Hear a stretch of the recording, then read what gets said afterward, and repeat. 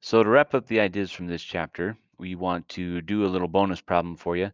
So we've been talking about the similarities between rational numbers and rational expressions and how they're sort of analogous to each other or similar to each other in a lot of ways. What we have here is a chart where we're going to compare some of the similarities.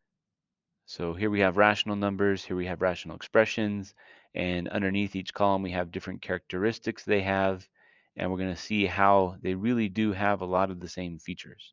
So for example, rational numbers, we know that whole numbers are rational numbers with a denominator of 1. So things like 14 is a rational number that can be written as 14 divided by 1. Well, rational expressions, we have this idea that polynomials are rational expressions with a denominator of 1. So something like x squared plus 5x plus 7 can be written as x squared plus 5x plus 7 divided by 1.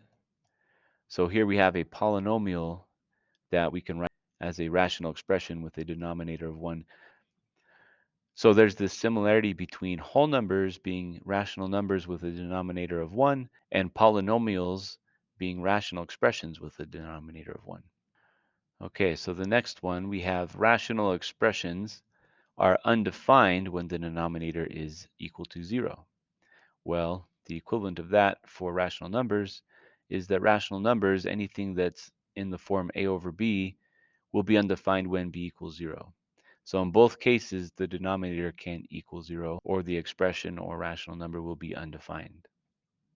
And then this one says when you add, subtract, multiply, or divide two rational numbers, the result is also a rational number.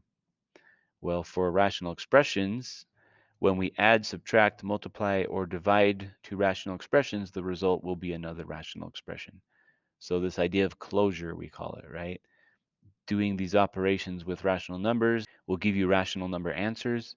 Doing these operations with rational expressions will give you rational expression answers. So the last idea here, rational fractions are classified as proper fractions when the numeric value of the numerator is smaller than the denominator. So something like 2/3, where the denominator is bigger than the numerator, is called a proper fraction. And with rational expressions, we classify those as proper when the degree of the numerator is smaller than the degree of the denominator. So something like x plus 2 over x squared plus 5x plus 7, that would be a proper rational expression because the degree of the bottom is 2, the degree of the top is 1, and so the degree of the numerator is smaller than the degree of the denominator.